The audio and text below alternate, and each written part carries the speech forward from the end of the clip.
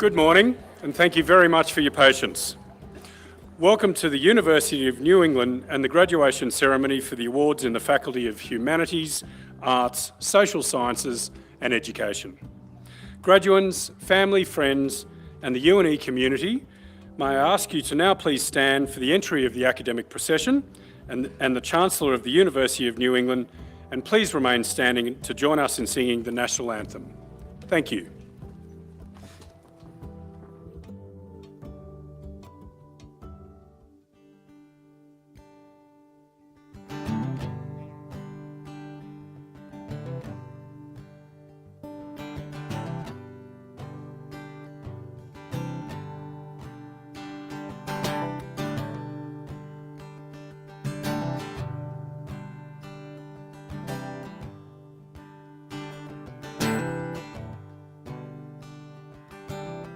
I've been trying to do it right, but living a lonely life.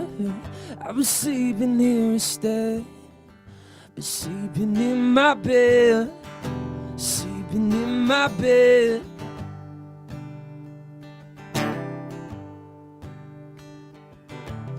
So show me family, oh the blood that I will bleed, and I don't know where I belong, 'cause I don't know where I went wrong, but I can write a song. 'Cause I belong with you, you belong with me, you're my sweetheart. 'Cause I belong with you, you belong with me, you're my sweetheart.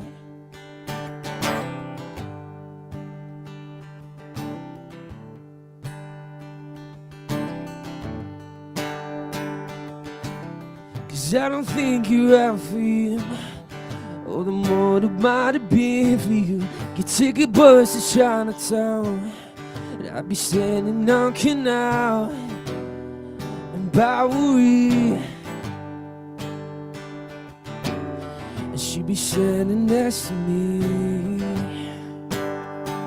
'Cause I belong with you, you belong with me, you're my sweetheart. 'Cause I belong with you, you belong with me, you're my sweetheart. 'Cause I belong with you, you belong with me, you're my sweetheart. 'Cause I belong with you, you belong with me, you're my sweetheart.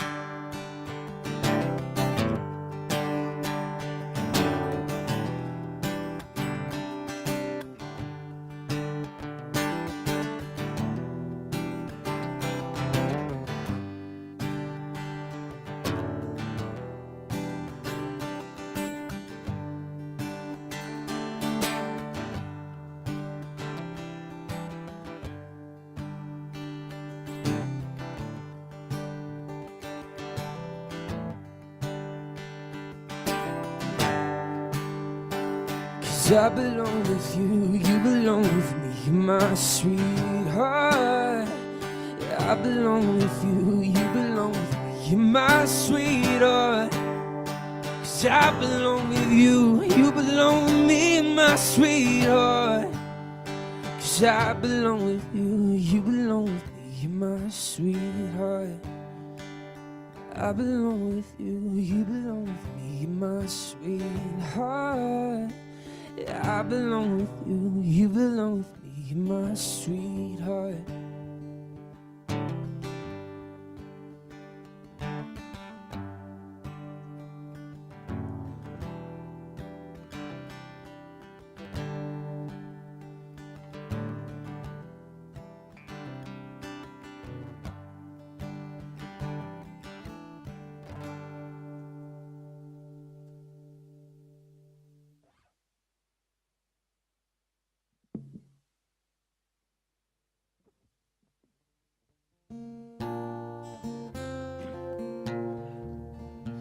Australians, oh let us rejoice, for we are one and free, with golden soil and wealth for toil.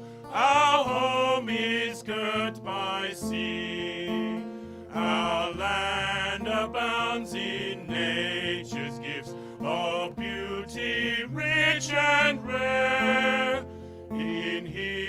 history's page, let every stage advance Australia fair. In joyful strains then let us sing, advance Australia fair.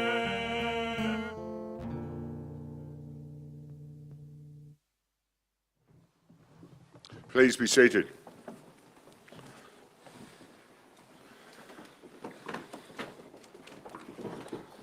I would like to start by acknowledging the traditional custodians of this land that we call New England and all the other lands that the University of New England operate on, and show our respects to their elders past and present.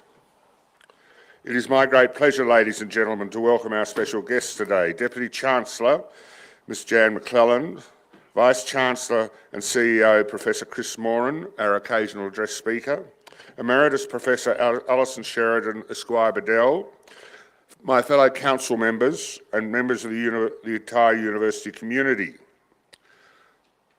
and especially our graduates. This is your day, it's your family's day. Enjoy it, live it to the fullest, and remember it, because you've earned it and it is worth remembering. Graduations are a whole of university celebration. It's what we're here for. Whether it's the first person you speak to in student admin or in a college, right through to the professor who teaches you your last session at the university. They all play a part to ensure that you've got here. So we're here to help you celebrate, and we see it as a celebration for the entire university community. So congratulations. I now declare this ceremony open and call upon Steve Witters to make welcome to country.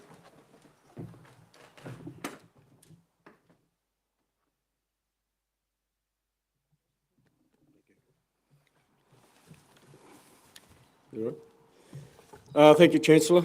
Thanks, Jess. Steve Witters is my name, and I'm a descendant of the Anawan people, the A-N-A-I-W-A-N, people of the Northern Tablelands, high country people. A welcome to country is done in the spirit of friendship and goodwill, and of hope and understanding and cooperation. And it is based on moral and social responsibility and obligation to the people that you're welcoming. Aboriginal Australia is made up of over 300 different countries. Some of you may be familiar with the country that you come from. Today we're on the land of the Anawan, and the country of the Anawan people. We're surrounded by a few that you may be familiar with, like the Gumbanga, the Bundjalung, the Biripi, the Wonnarua, the Warramai, Awabikal, Darkinjung, Gadigal, Kamilaroi, Wiradjuri. So you may have heard of some of them. There are over 300 different countries. And as part of Aboriginal culture, which has been around for thousands of years, to honour and respect and welcome people to their country when they travel for different reasons.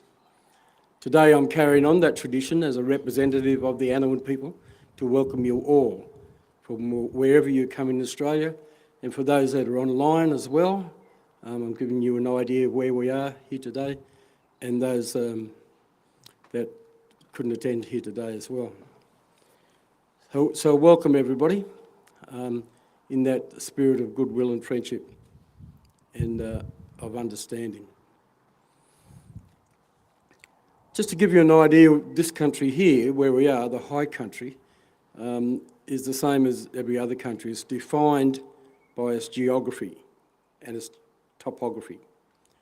So whenever the land formation changes, the country changes as well. The borders are based on rivers, mountains, plains. For example, the Wiradjuri people, they're all the western plains of New South Wales. And the Gumbanga and the Dunghutti and the Bundjalung and Biripi, they're all coastal tribes, all defined by the change in landscape and by rivers, mountains, etc. I'll give you a picture. I'd like you to close your eyes, or no, keep your eyes open, but just open your mind so I can give you an idea of where we are today. based on history. Because for the original inhabitants, it was a cycle of life, from fire to death to regrowth, from dry, desiccated yellow to lush, succulent green. They were part of the regenerative process. My ancestors, the Anawan, they lived here. They were part of the land, and the land was part of them. They thought in cycles, in circles. They believed that what went round came round. Then they encountered the people who thought in straight lines. These strangers, they had linear stories with a beginning, a middle and an end. But Anawan storytellers, they spoke of Gunamattabrai and Turumbandian, that's the high country, from where the waters came. They spoke of Alpawan, the low country, where the waters linger. And they spoke of Awara, the broken country, where the waters fall. Those names, traditional names, were changed. Some locals would know them by Mount Javal, or Jamerick Creek, or the Waterfall Way. But the boundaries mark the beginning and end of which country you were on, and continues today. So whenever you cross a river, or cross a mountain, or go into a plain, and the landscape changes, you can guarantee you're going onto a different country, right across this Australia. Australia Aboriginal history has a long and very rich and diverse culture and fabric of society. All of you today are graduating in one of the sections of humanities or arts or social sciences or education. Let me tell you a secret. It's no longer a secret after I tell you. Aboriginal people have been practicing humanities and arts and social sciences and education for thousands of years. In the humanities, they looked after their communities. They were welfare advocates. Social sciences, they looked after the individuals and their communities for thousands of years. They had order and law and rules and guidelines in their communities. In the social science area, they had people who looked after each other and looked after their communities, particularly the children. They were educators and storytellers for thousands and thousands of years. Their culture's been passed on through teaching, not necessarily in the classroom, because the whole classroom, the whole country is a classroom. Their stories are embedded and have been for thousands of years in the way of art. You just look at a cave painting, look at a rock painting. They're stories that reflect Aboriginal culture and society.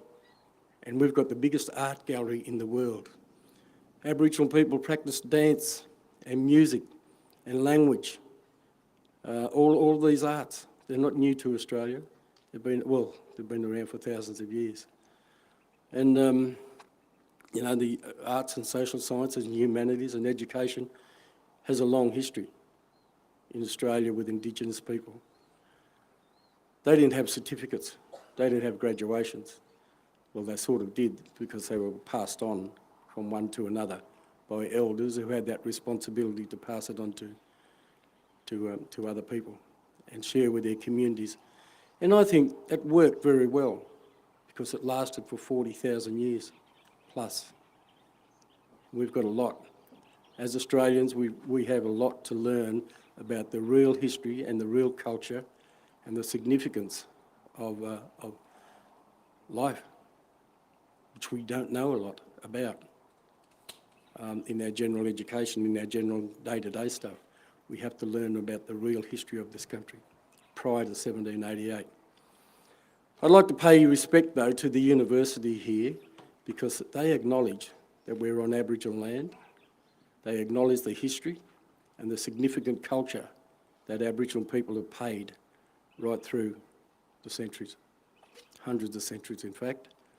And they've shown respect to me as an Anowin descendant and to my culture and to all Aboriginal people by acknowledging that we are an Aboriginal land. As I say, the Welcome to Country is done. It's about principle and it's about respect. And it's about ensuring that you know where you are, and it's about that moral obligation that I mentioned earlier. I'm going to welcome you all in my language, which says you be comfortable and feel safe on the land of the Anowin people.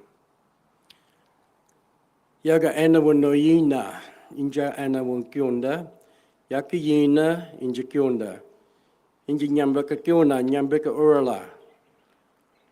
Altala rakinya inja kionda, natame runyara inja kionda.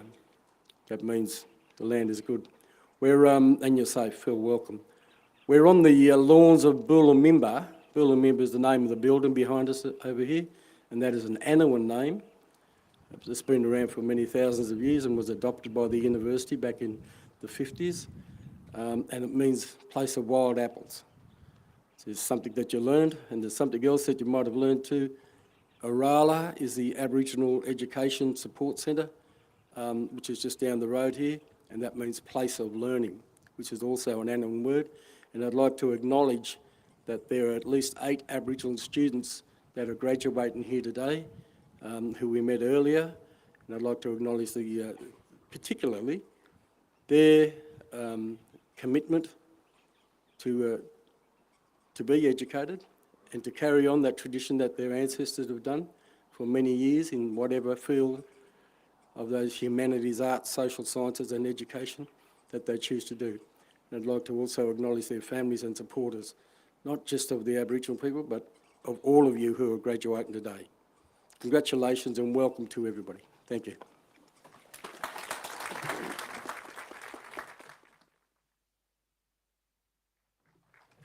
Thanks, Steve, very much. It's always a pleasure to have you here. I now invite the Vice-Chancellor, Professor Chris Moran, to deliver today's occasional address. Vice-Chancellor.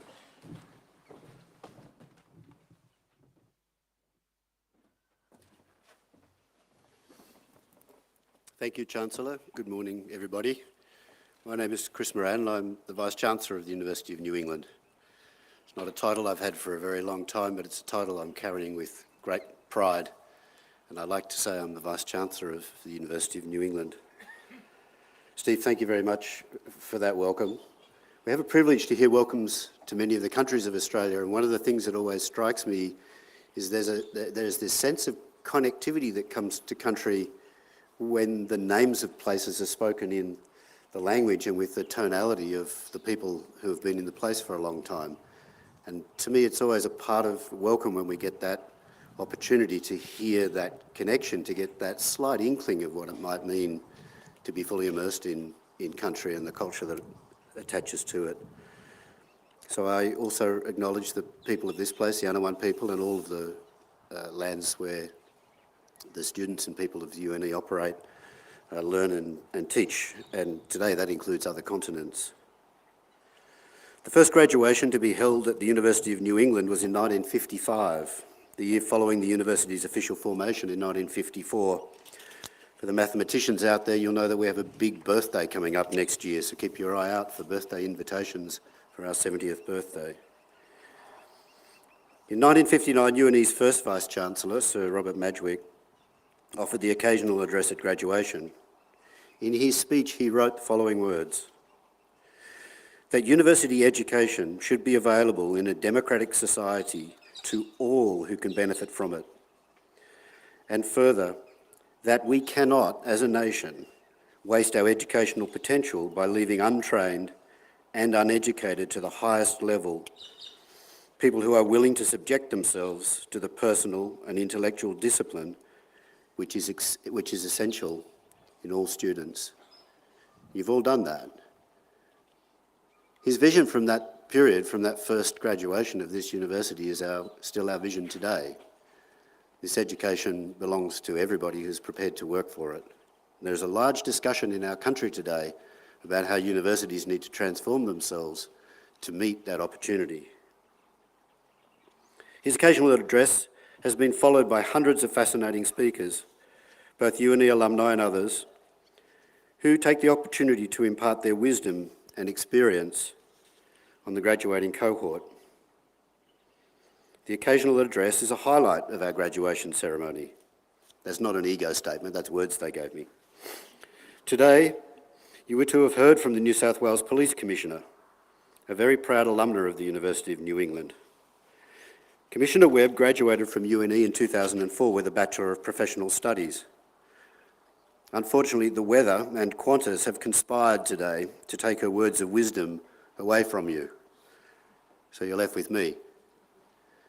Now, before the procession started out the back, there was quite a lot of sledging going on of the new Vice-Chancellor and the occasional address. And there were several things said to me. One, no one graduating today will remember anything in the occasional address. Two, it must be very short. Three, it must be incredibly funny. I'm sorry, I can only meet point one. I graduated from the University of Sydney, sorry about that, in 1984 with a Bachelor of Agricultural Science, and then again I committed the same crime twice, in 1988 with a PhD in Soil Science and Digital Image Processing. My Ag Science degree positioned me incredibly well to expand my technical and research horizons over several decades. Ultimately, it led to me spending increasing proportions of my professional time on leadership and management. So I guess that's my first reflection. You never know what you might do with the subjects you've studied. What is important is that you hone the skills that you have acquired on how to learn. I found my calling when I did my first undergraduate research project. I asked my supervisor genuinely whether people could do this for a living and get paid for it. He said yes. I said, well, what would I have to do to have such a living? He said, get a lot more marks. You need a lot more. Once I knew what I wanted, getting the marks suddenly didn't seem nearly as hard as it had been 24 hours earlier. So 2 reflections from that. First, don't worry if you don't know what it's all for.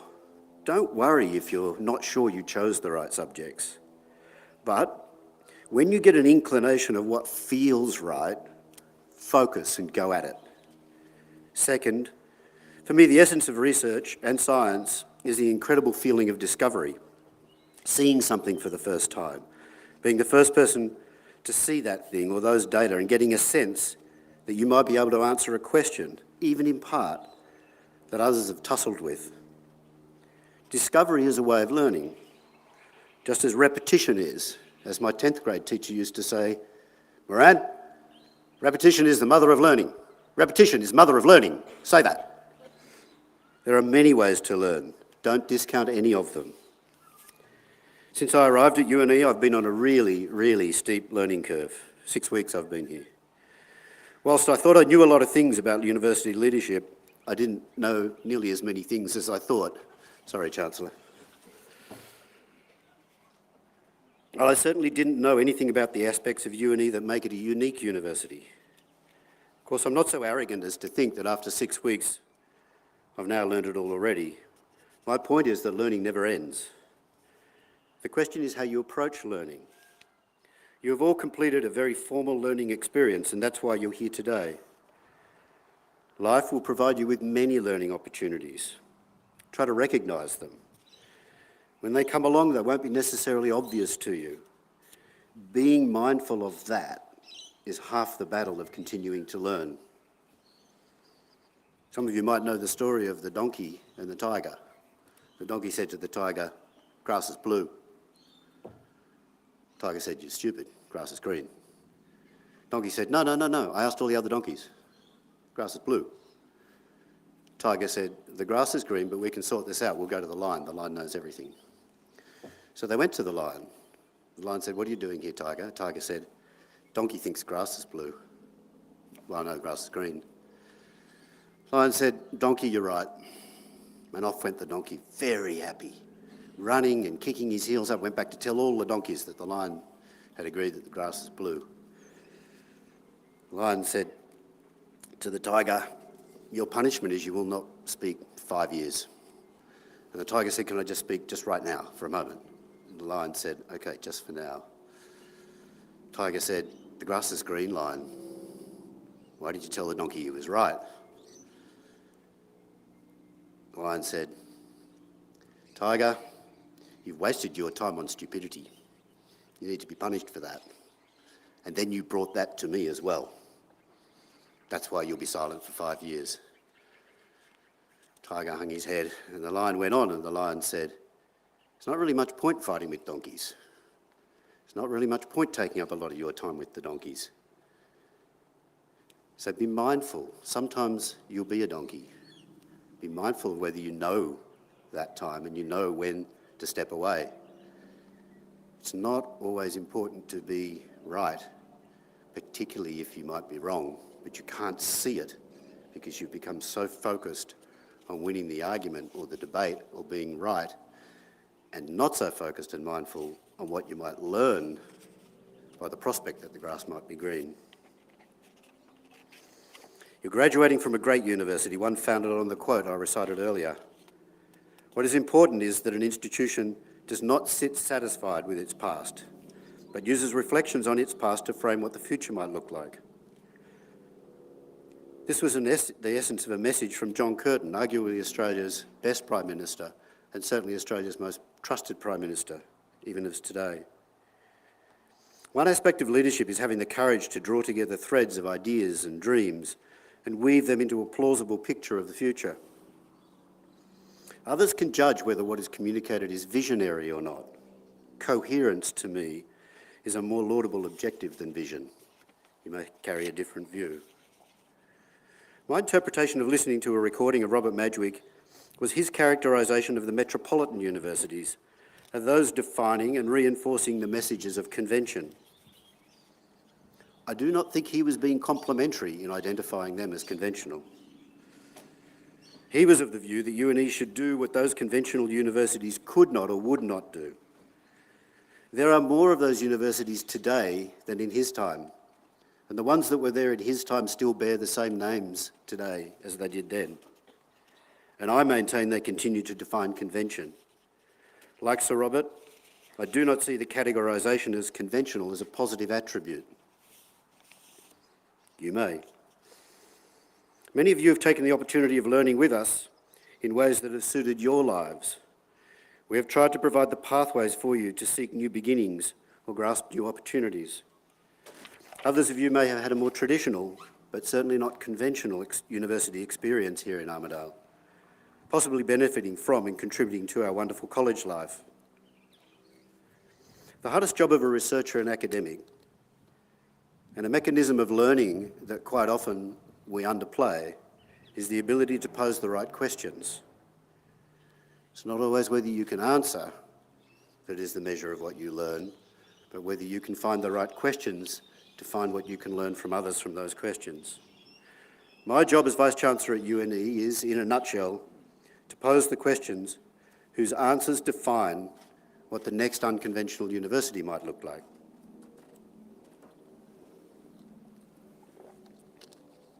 What are some of those questions? What might learners of the future, like you, want from UNE that they cannot get elsewhere? What role does this physical campus play in that future? Many of you have learned online if you come here to graduate in this place. It's a magnificent day, it's a magnificent place. Enjoy the campus, walk through the campus, ignore the signs in the building, go inside, enjoy Bulimimba. This is your university, this is your home, this is a place where you should always feel comfortable. What significance is there for future learners in a university intimately interwoven with its local community? Even if you studied online, you are now part of this community. You are welcome in this place. Armidale is Australia's only university town. How can that convey opportunity for all our learners, not only those who live here? I claim that this university, founded on the unconventional view that university education is about and for you, can grasp a new future because of the specific capabilities, passion, knowledge, and outlook of the people of UNE. Most learners today have access to the world's information in their pocket, albeit with unequal consistency of access to it. Our advantage for you in the future will be the mix of our people, our technological and our physical offerings. There are some very steep hills to climb to begin the transformation to a new, unconventional, unique University of New England. But as I mentioned at the outset, I thrive on learning and climbing learning mountains. The other people at UNE that feel the same will answer these questions and other questions with me and with you, and we'll come together to create a university,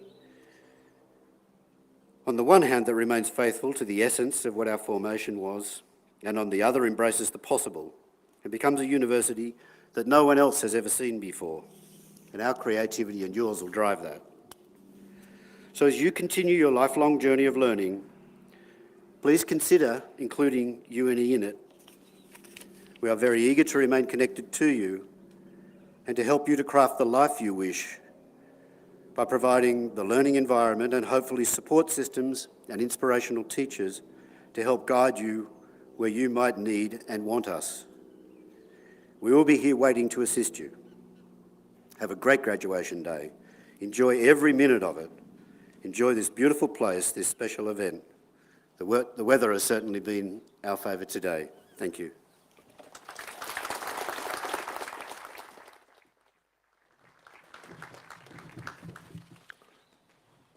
Thanks, Chris, very much for those wise words. It's now my great pleasure, ladies and gentlemen, to invite the musician Fergus Lupton, who's a graduation musician this year, to perform for you. New England is very lucky to have many talented people, and Fergus is one of them. So while he performs, could you please remain seated?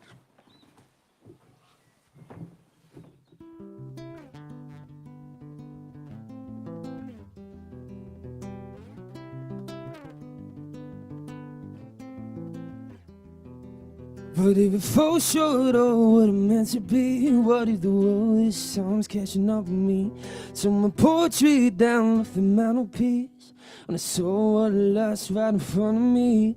Yeah, just woke up in 5 years that disappeared out of reach. It's a blurry mess and I'm the passenger in my front seat when there's someone that you could open, but you're asleep at the wheel looking, and I looked in the rearview, now I'm struggling. Some stranger's eyes on me.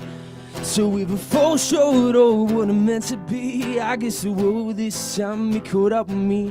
I took my portrait down off the mantelpiece, and I saw what I lost right in front of me. So what if it falls short?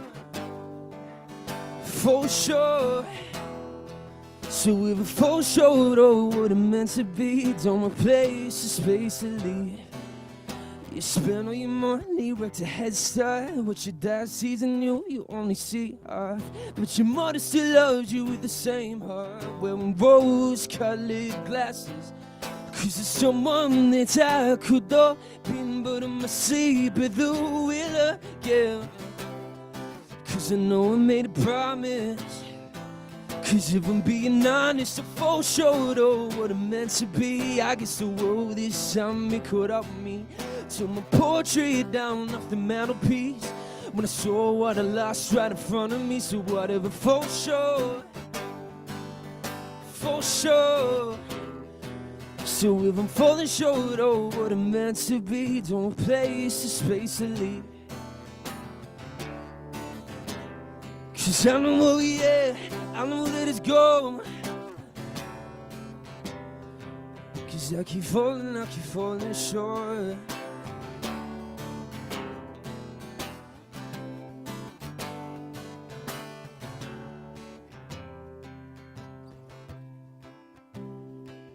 Cause it fell short of what it meant to be. I guess the world this time it caught up with me. Portrait on that mantelpiece, trying to face that man staring back at me. So if it falls short of what it meant to be, what if the world this time's catching up with me? Took my portrait down off the mantelpiece when I saw what I lost right in front of me. So what if it falls short? for sure. So we were for sure of what it meant to be. Don't play space to leave.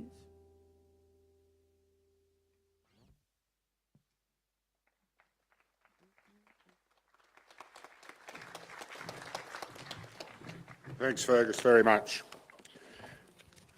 Ladies and gentlemen, I now call upon the Chair of the Academic Board, Associate Professor Jennifer McDonald, to present the students.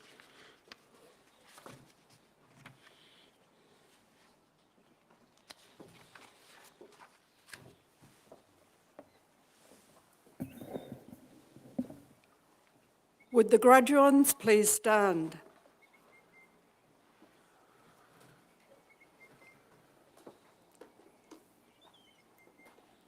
Chancellor, I submit to you a list of candidates as set out in the program who have completed all requirements and are entitled to be admitted to their respective academic degrees and awards.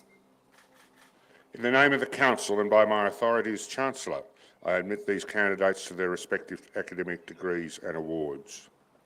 Would the graduates please be seated?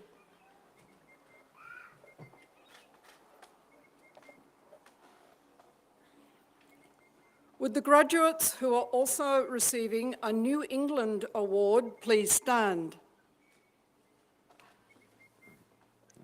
Chancellor, the New England Award is granted to selected graduates who have demonstrated outstanding service to the university and the wider community and a commitment to others.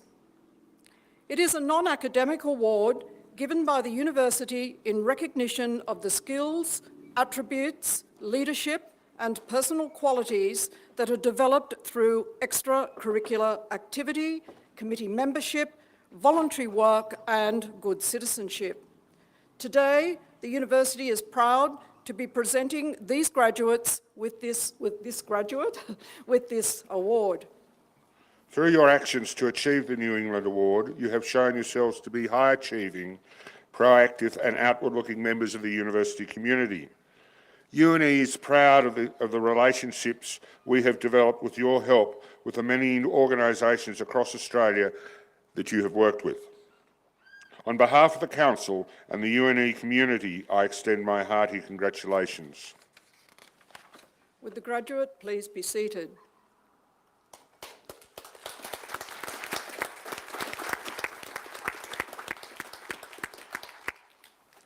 Would the graduates who are also receiving a Vice-Chancellor's Scholar Award please stand?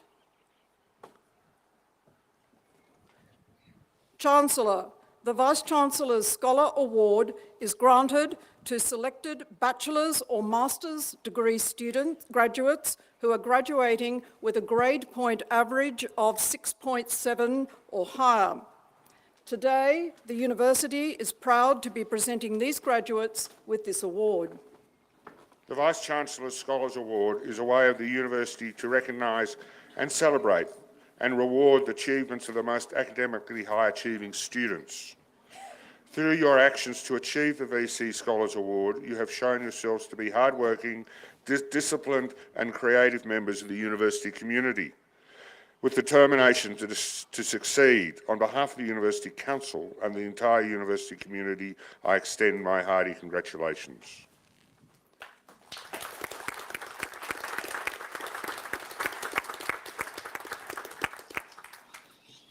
Would the graduates please be seated?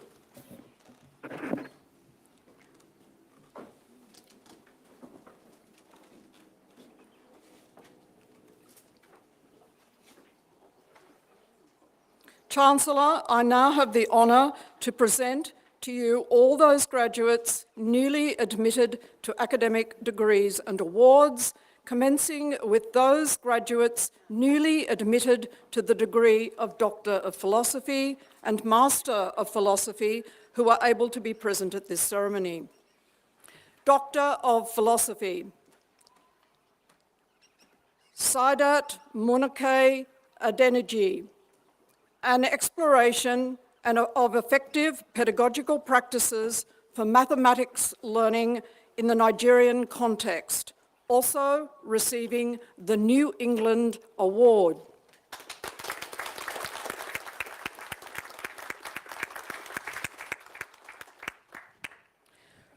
Prashnil Ravazan Gaundar, writing skills for undergraduate students in Fiji, tackling educational inequalities, facilitating epistemic access.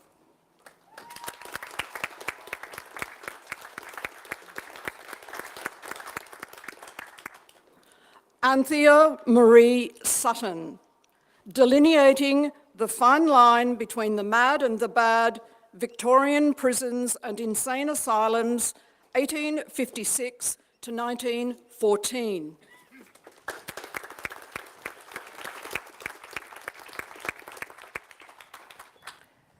David Ernest Tyndall, economic statecraft in the ancient Greek world.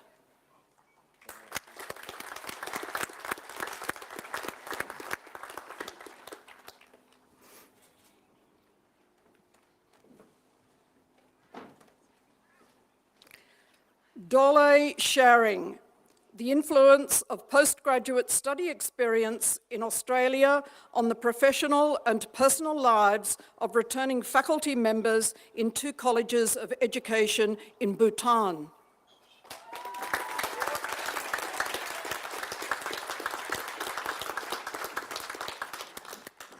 Master of Philosophy, Helena Eleanor Wildorf, Ideology and Propaganda Foundational to Animal Industries and their Patrons.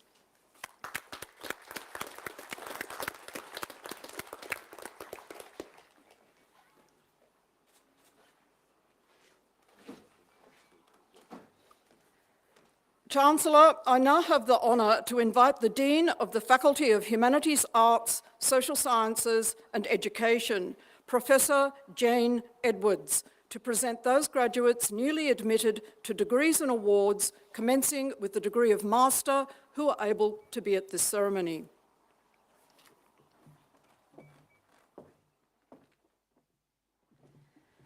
Chancellor, I now have the honour to present to you those graduates newly admitted to the degree of Master from the Faculty of Humanities, Arts, Social Sciences and Education. Master of Applied Linguistics, Blaine David McCracken, also receiving the Vice-Chancellor's Scholar Award.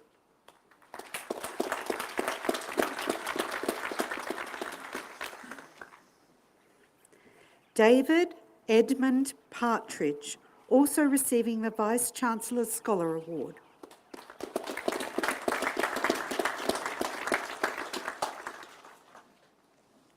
Drewis Hector Joseph Payton.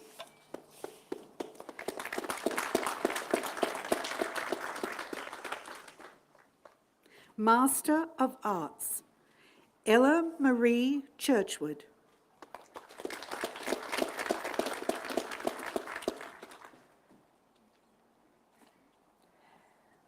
Aaron Hansen.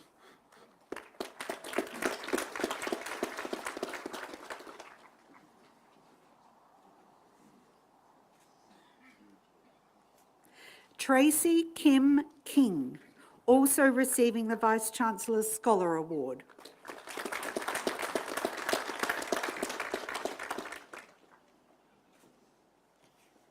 Katrina Jane Stowe.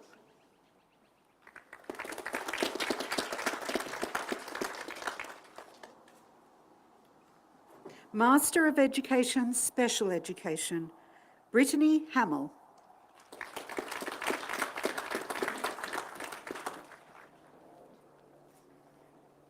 Master of History, Christopher John Bounds, also receiving the Vice-Chancellor's Scholar Award.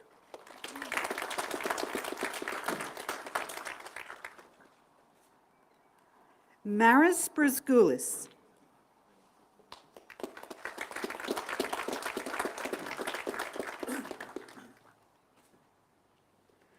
Virginia Sandell, also receiving the Vice-Chancellor's Scholar Award.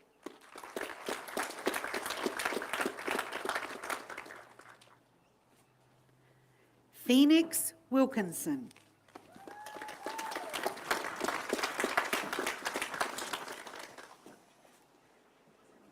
Master of Teaching Primary, Laura Elizabeth Anderson.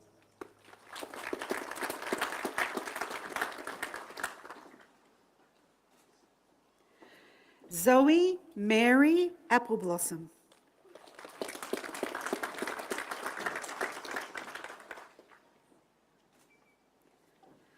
Jasmine Louise Capel.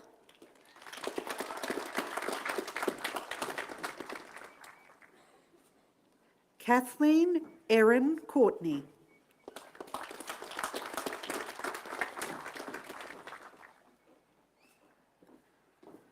Caitlin Dawn Louise Dinham.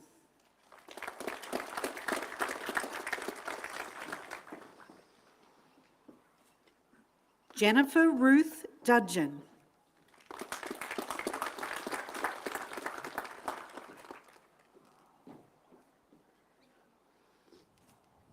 Sophia Monique Finnemore.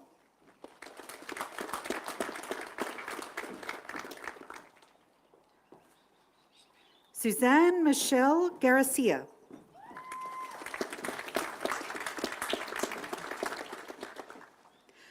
Marigatha Asha Janakanarjan.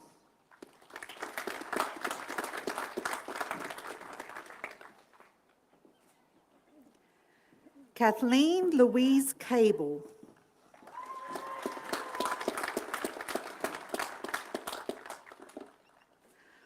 Kulvinder Jeet Kaur.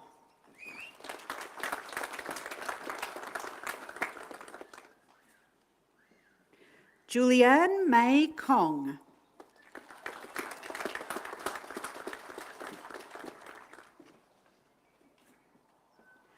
Katrina Krieger.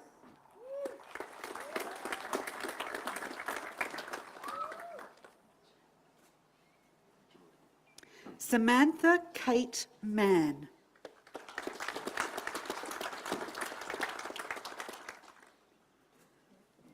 Kate Elizabeth Miller.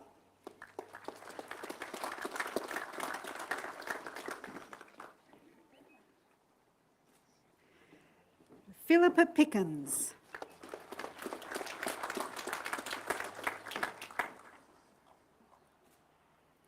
Chelsea Rayburn.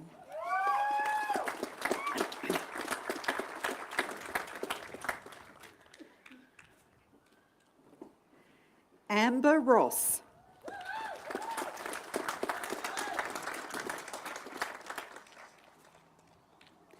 Katia Ryder.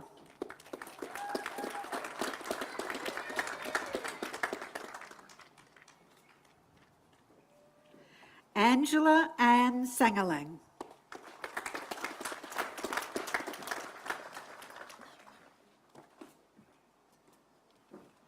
Jean-Paul Scomps.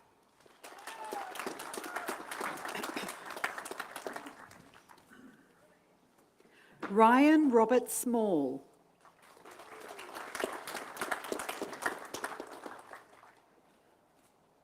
Rangina Shokran Sahal.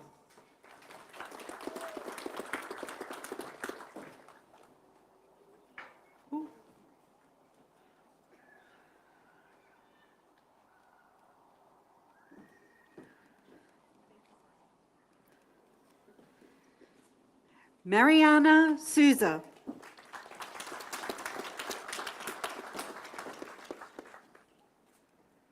Helen Grace Spooner.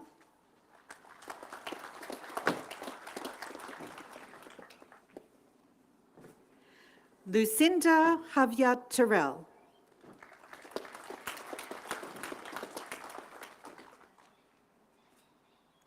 Lucy Margaret Mary Vanucci.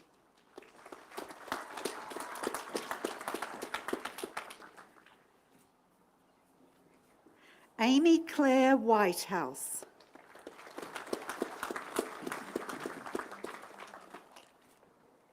Rochelle Irene Wilson.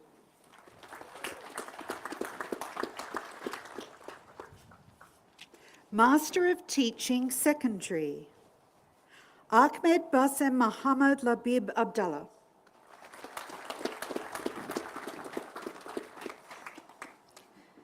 Trad Atkinson.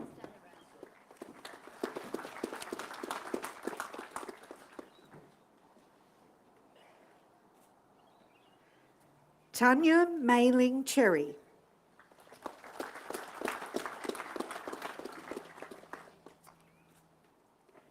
Anthony Taylor DeCole.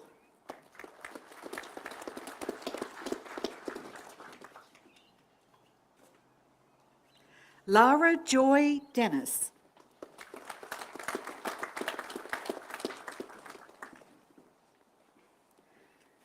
Tyler Michelle Evans.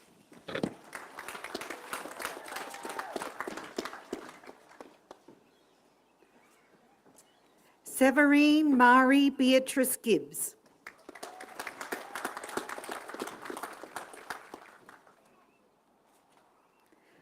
Scott Goodacre.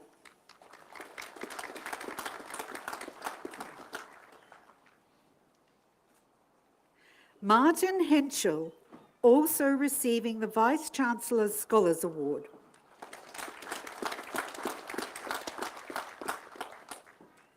Sophie Knox.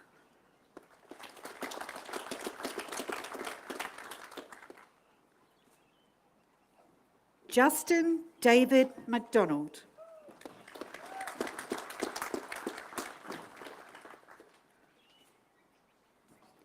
Lisa Meyer.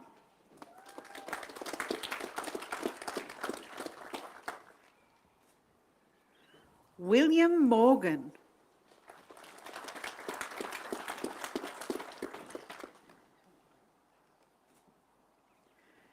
Ali Muhyiddin.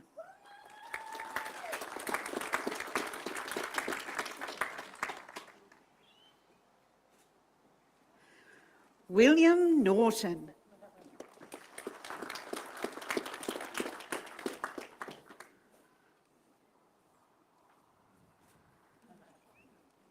Karolina Razmovska.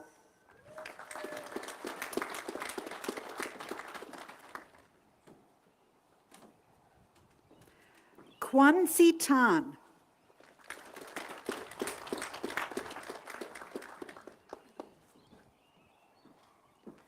Reagan Turner.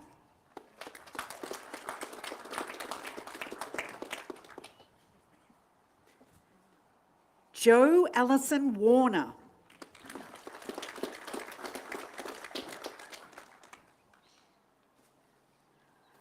Rebecca Louise Wild.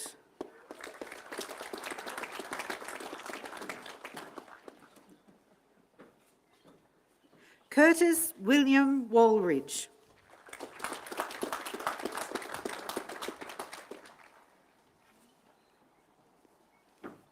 Master of Urban and Regional Planning, Gavin Jonathan Zev.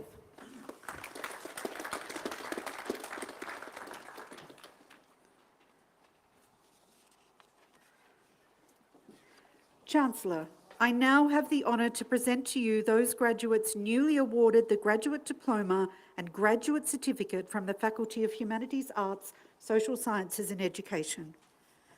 Graduate Diploma in Urban and Regional Planning, Natalie Catherine Stiles.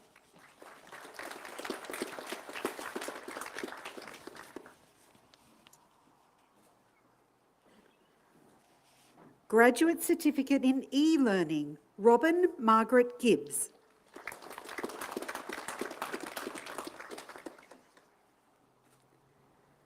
Susan Tucker.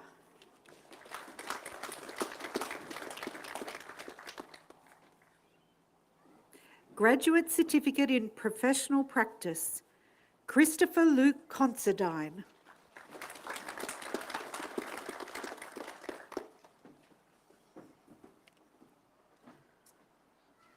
Chancellor, I now have the honour to invite the head of the School of Humanities, Arts and Social Sciences, Professor Alastair Noble, to present those graduates newly admitted to the degree of Bachelor with Honours, Bachelor, and those graduates awarded the Advanced Diploma and Diploma who are able to be present at this ceremony.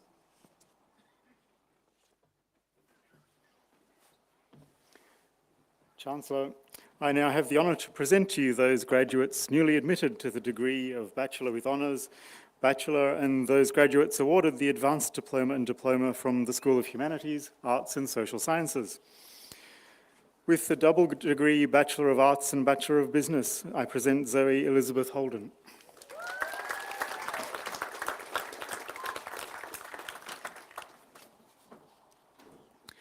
And the Bachelor of Arts, Ebony Adams. Also, Ebony is receiving the Advanced Diploma in Legal Studies.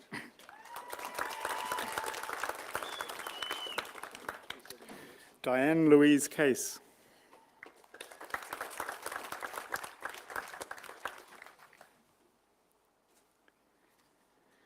Ian Robert Elliott.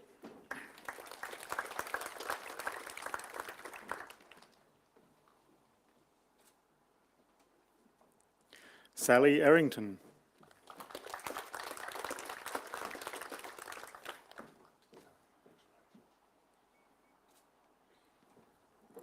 Georgia Annalise Hupt.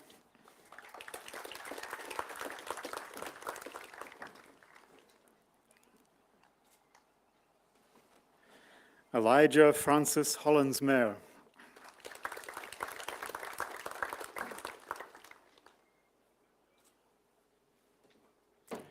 Tasha Ann Hungerford.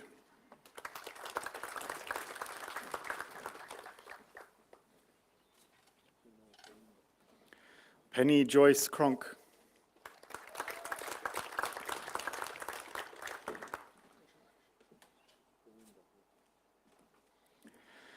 Belinda Ann Mayall, who is also receiving the Vice-Chancellor's Scholar Award.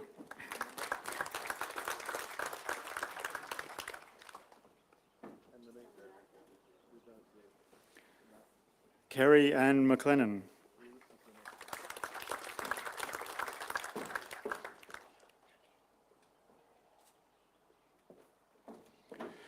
Brandon John Northam.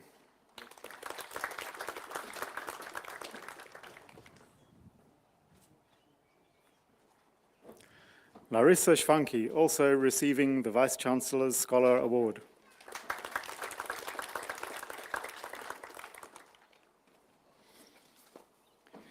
Graduating from the Bachelor of Criminology, I present Rebecca Abate.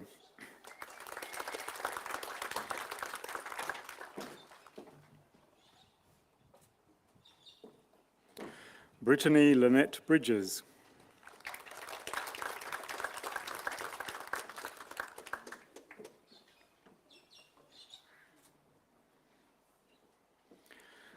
Bridget K. Orban de los Reyes.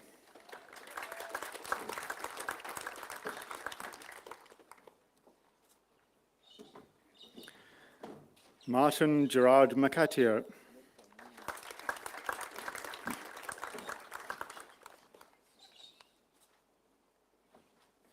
And Lindy Gay Thistleton, who is also receiving the Vice-Chancellor's Scholar Award.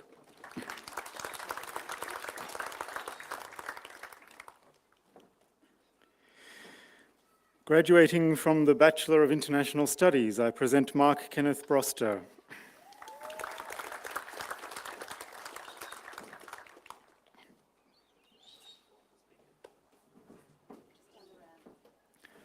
Callum Wayne Dowling.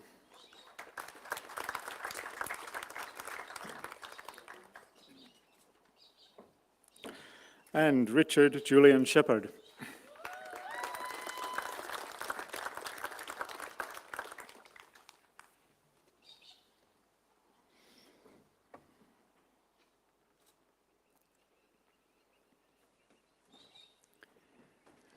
Graduating from the Bachelor of Languages and International Business, Tammy Marie Claire Russell.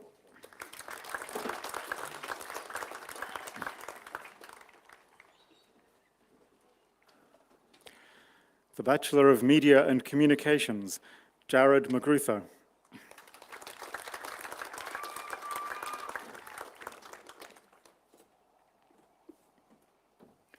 And Freya Mountney.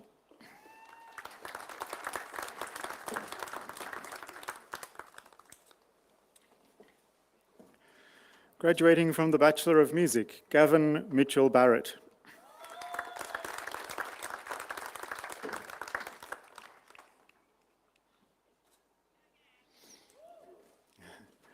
Melissa French.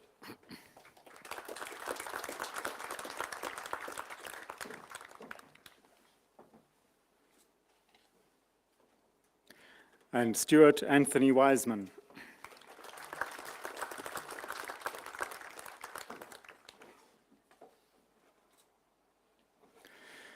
Graduating with the Bachelor of Social Science, Anna Elizabeth Jordvalkis.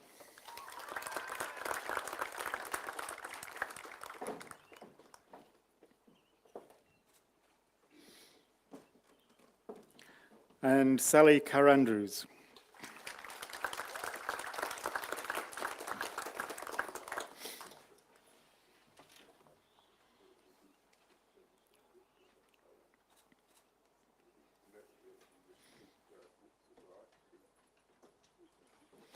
The Bachelor of Urban and Regional Planning, Eliza Ivy Biggs.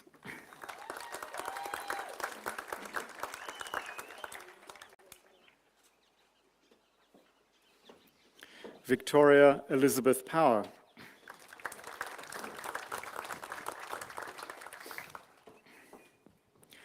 Graduating with the Advanced Diploma in Arts, Matthew Price Coleman.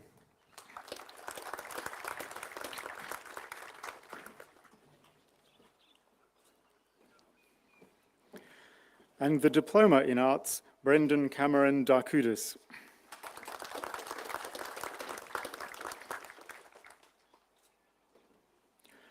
Rosemary Oxley.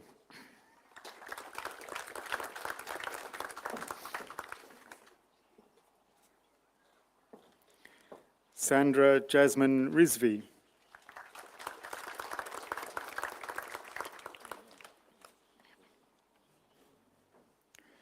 The Diploma in Modern Languages, Michael John Arney.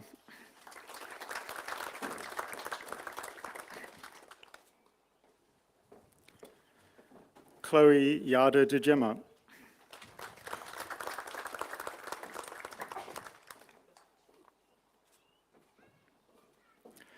Joanne Doyle.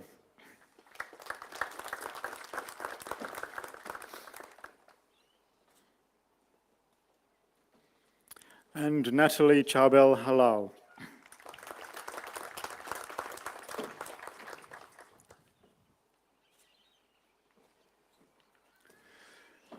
Graduating with the Diploma in Music, Juliet Samakia.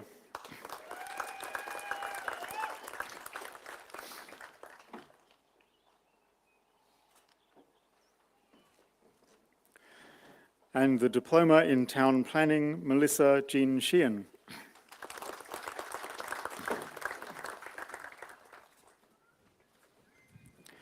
Chancellor, I now have the honour to invite the delegate of the head of the School of Education, Associate Professor Leonardo Veliz, to present those graduates newly admitted to the degree of Bachelor and those graduates newly awarded the diploma who are able to be present at this ceremony.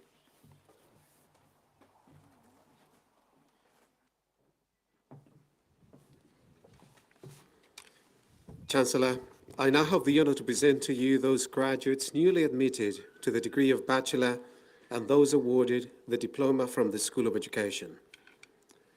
Bachelor of Special Education Primary, Bachelor of Disability Studies, Rachel Ann Knight.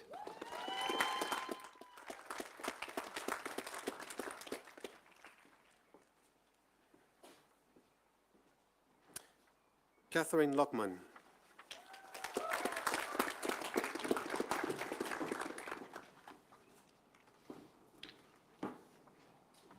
Graduating from Bachelor of Education, Early Childhood and Primary, Renee Ann Donaldson.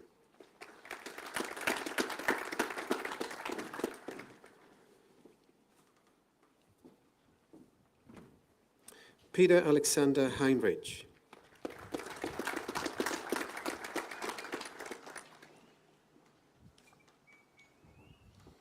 Hannah Misko.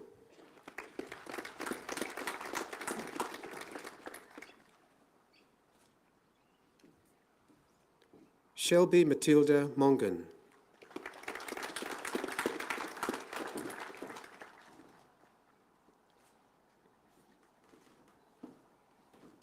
Nathan Moreno Solomoni.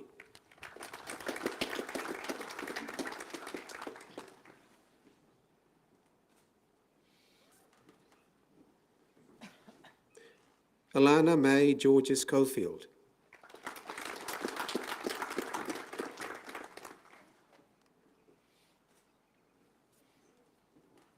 Jessica Lee Southgate.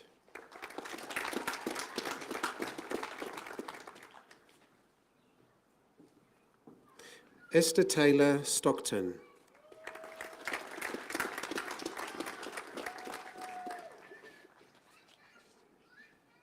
Tamara Wade.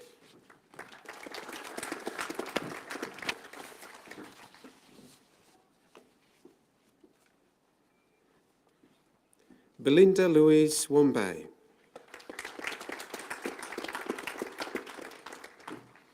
Graduating from the Bachelor of Education, Early Childhood Teaching, Sarah Jane Betts.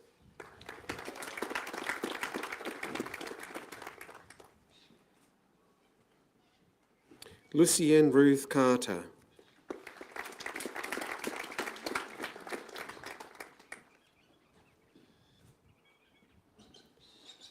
Tia Tamira Coleman.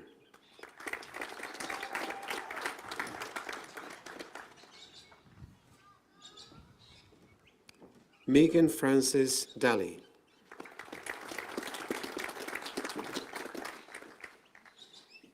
Heidi May Harper.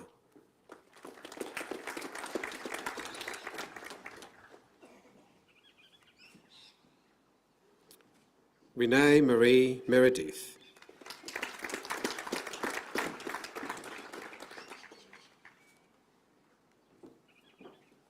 Marnie Louise Smith.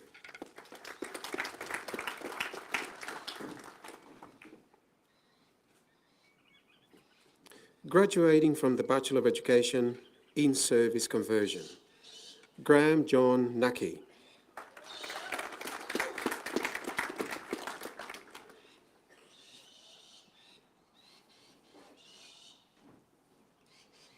Catherine Murphy.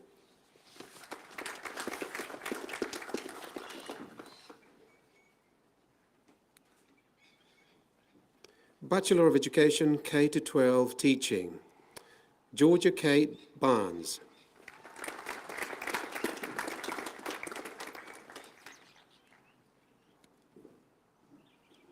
Dina Hormer.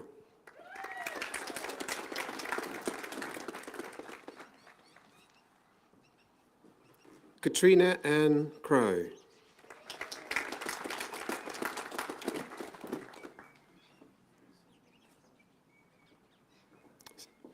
Serenity Layman.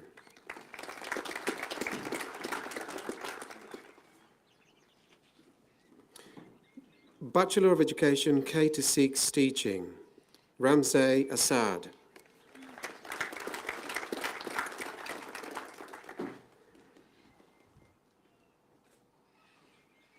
Jesse James Bennett.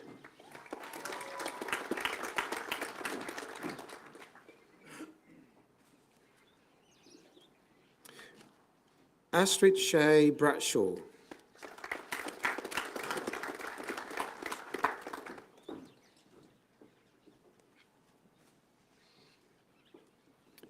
Melissa Cook.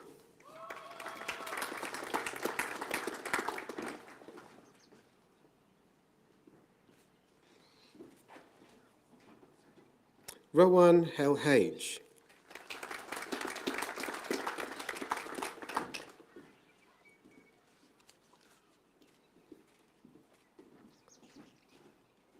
Katina J. Gibbs.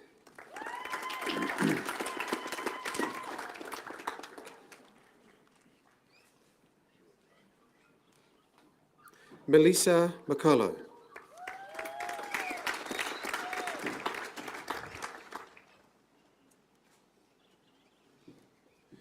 Jemima Mary McLaughlin.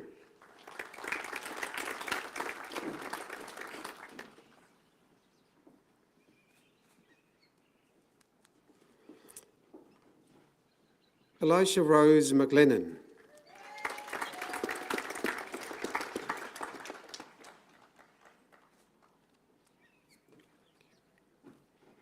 Jack Nathan Rirakura.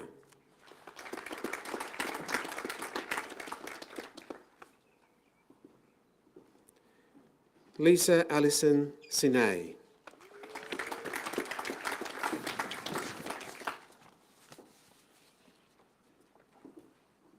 Courtney Ann Smith.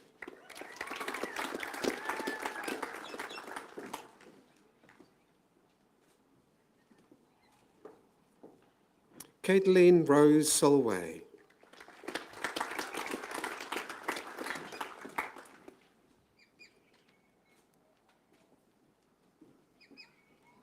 Zoe Jane Trewick.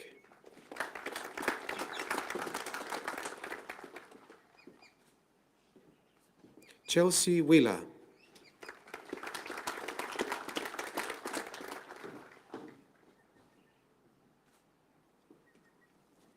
Lauren Zalunado.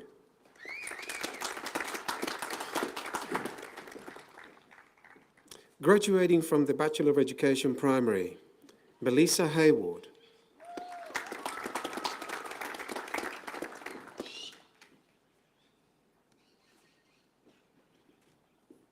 Celia Martins.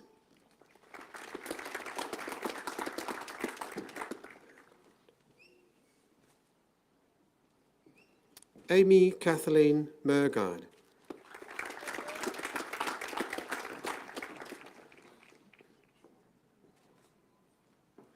Bachelor of Education Secondary Arts, Rebecca Lynette Pearson.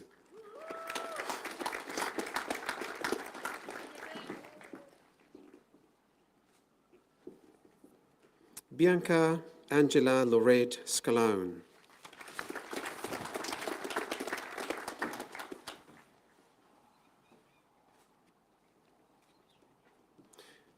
Graduating from the Bachelor of Education Secondary Music, Cassandra Louise Bennett.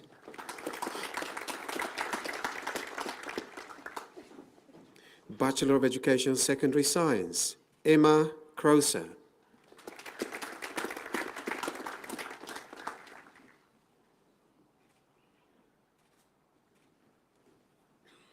Benjamin Stephen McMurtry.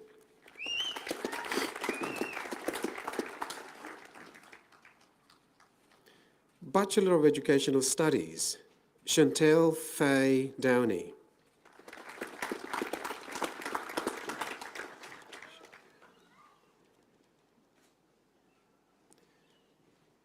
Cheyenne Crystal Knight.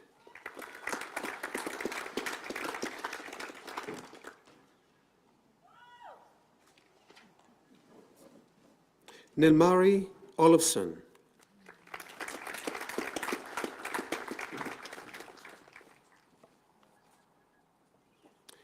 Bachelor of Special and Inclusive Education Primary, Elizabeth Naomi Hart.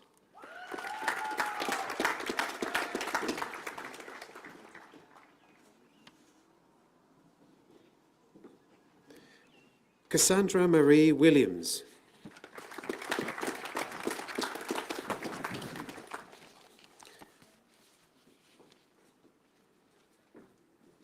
Graduating from the Bachelor of Training and Development, Sarah Teresa Maria.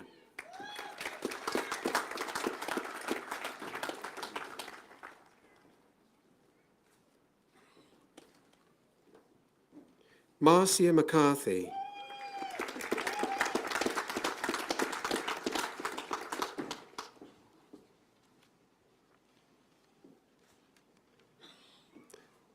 Prudence Oxford.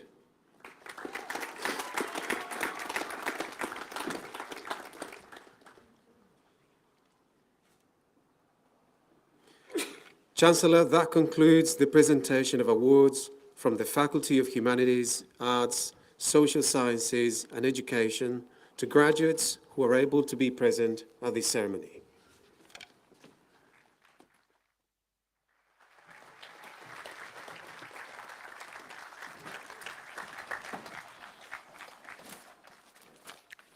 Congratulations.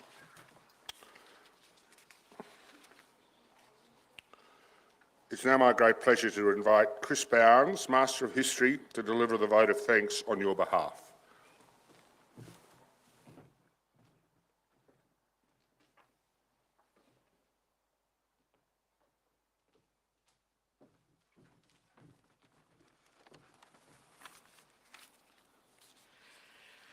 Chancellor, Vice-Chancellor, members of Council, Mr Steve Witters and other members of the Anouan people who remain custodians of this land, distinguished guests, members of the academic staff, fellow graduates, family and friends.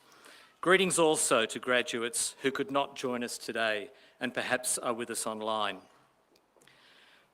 For some of us, me included, this glorious day is the first time on the UNE Armidale campus. I envy those of my fellow graduates who've had the benefit of attending the university in this lovely city. But whether we fronted up in person for lectures and tutorials or could only commit to a virtual presence, we would all want to place on record our gratitude for the teaching, professional support and pastoral care we received. I first attended the university in 1979, hence the degree in history, and I well remember the importance of the relationship between teachers and students in managing the challenge of tertiary education. And I've been gratified to see that this remains part of academic education in Australia and especially in this place. Our lecturers and tutors have gone out of their way to support us, sharing both wisdom and learning. For those of you who began university straight from school, this would have been as essential to you as it was to those of us returning to study in more mature years. We owe our teachers a debt of gratitude for the knowledge and skills we will take from this place. This university holds an enviable record in the world of tertiary education. It has a proud history of offering study for those for whom distance, personal circumstances and other challenges made university difficult or out of reach. As a former school administrator, it was never a surprise when a teacher's qualification included initial or further studies at this institution, because it was known that UNE offered a quality, flexible learning and support to those with busy lives. And it's an honour to share this day with graduates in education, my former profession. The quality of UNE's educational experience offered in distance mode over many decades came into its own when UNE withstood the test of the COVID pandemic. While some of you may have missed the enjoyment and engagement of campus life for a time, teaching and learning continued at the highest level. The university and its people dealt with many challenges in their own lives to ensure that we, their students, had the best possible education in difficult circumstances. Universities today are facing considerable challenges to which the Vice-Chancellor referred, whether from financial pressures, balancing high-quality teaching with world-class research, a disregard in our culture for sciences, social sciences and humanities, and all intellectual achievement, and competition between institutions for students. Education has become conflated with training. University fees are justified on the basis of future earnings. There's a tendency to focus on the major metropolitan universities to the detriment of smaller and regional schools of learning, preferring size and prestige over the benefits of locality and immediacy. But universities like this one should take heart from that eminent Victorian, John Henry Newman, who accepted the challenge in 1854 to go to a provincial town far from the centre of the empire and offer an education to those who'd been excluded from tertiary education because of their religion and race. It was not plain sailing for Newman, like many of his endeavours, but that small institution is now University College Dublin, with alumni that include two of the leaders of the Easter Rising, James Joyce, Gabriel Byrne, Colin Toybin and Dara O'Brien. Had to throw the last one in, amongst many others. University College has played a central role in the development of government of the Irish state, as has this university to this nation. We are joining such fated alumni as politicians Tony Windsor, Deborah O'Neill, Barnaby Joyce and Chris Minns, and that's a balanced sample. Incoming Reserve Bank Governor Michelle Bullock, Cole Chisels, Don Walker, crime fiction author Gabriel Lord, Major General Susan Coyle, and journalism's Roy Masters, among many others. And to the university's credit, a growing list of graduates from Australia's First Nations. Newman was motivated by an understanding of the importance of universities and how, quite apart from great discoveries and profound learning, they make a vital contribution to civil society. He wrote, "A university training is the great ordinary means to a great but ordinary end. It aims at raising the intellectual tone of society. It is the education which gives a person a clear, conscious view of their own opinions and judgments, a truth in developing them, an eloquence in expressing them, and a force in urging them. This university has given each of us the means of making our nation intellectually and culturally richer, with a deeper understanding of our land, our society, and our own human potential." Chancellor, on behalf of my fellow graduates, I offer my gratitude to this university, its leadership, its academic and professional staff, and to all who have brought us to this important step in our education. Could I invite all new graduates to join me in this vote of thanks by applauding what is now our alma mater.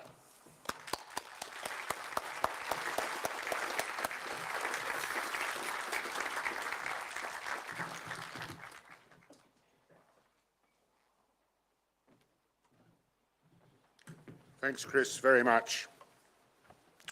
As Chris said, this is now your alma mater. You're part of our family. And we do have something called the alumni. I'd love you to join it. It enables us to keep in contact with you and you to keep in contact with us. We like to know what you're doing and we like to be able to tell you what we're doing. I think of it as a worldwide club. Wherever you are in whichever country, the chances are you'll find somebody from UNE. They're usually supportive of fellow alumnists. I'd go and ask them if you're somewhere where you don't know where things are, what things are. I mean, it's as simple as the simple cappuccino. Where do you get the best coffee? Where do you educate the kids? Where do you take people for dinner? Where's a good spot to have a holiday? They'll know that, the chances are, so use them. But also remember the students that follow you, so you can help them in whatever part of the world that you live in. And to join, all you've got to do is to go on the other side of this Bullabimba, and there's a tent up there, and we would love to see you. As Chris said, you've learnt knowledge and skills here that will help you. And I hope in a way you are selfish, that you do think of yourself and your families first to gain benefit of the knowledge and skills that you've learnt here. But also that the communities that you live in, you can enrich their lives and make their lives better, so do that as well. It is very rewarding to help the people who live and work around you. But you haven't got here just on your lonesome. There are a whole lot of people up there that have helped, whether they be family or friends, whether they've put a bit of food on the table, looked after the kids, maybe helped with the rent, or just been plain encouraging, or simply lock the door of your room so you can't get out, so you've got to finish that assignment by midnight. I'd like you to stand, please, and to thank them in the usual manner, facing your family and friends.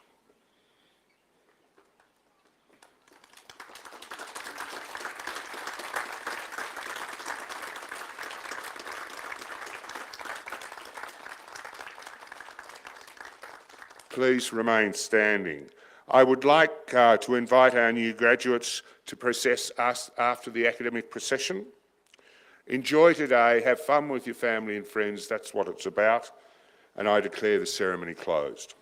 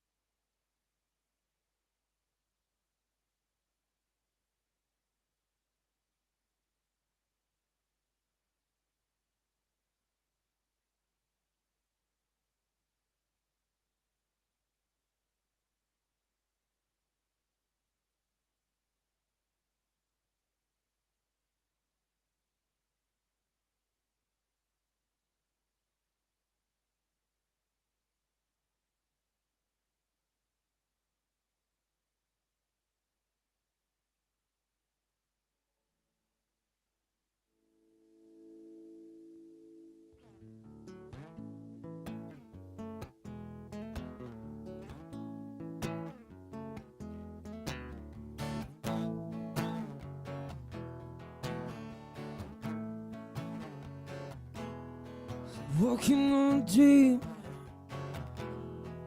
How can I explain? Been sticking to myself. No, will I see again? 'Cause we always running for the thrill of it, thrill of it. Always pushing up the hills, searching for the thrill of it. On and on we are, calling out again. Never looking down, just to know what's in front of me. Is it real now? Two people become one. Is it real now? Two people become one.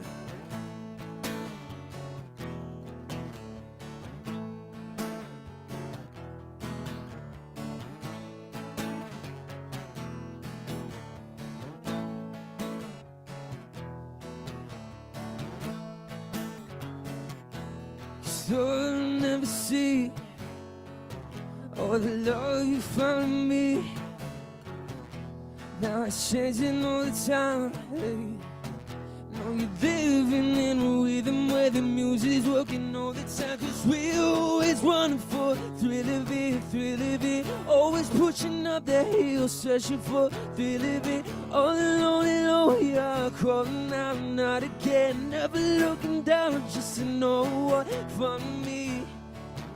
It's real now. Two people become one. It's real now. Two people, 'cause we always running for the thrill of it. Always looking up the hill, searching for the thrill of it. All in on we are, calling out, not again. Never looking down, just to know what's in front of me. We always run the thrill of it, thrill of it. Always pushing up the hill, searching for the thrill of it. All in all we are, calling out, not again. Never looking down, just to know what's in front of me.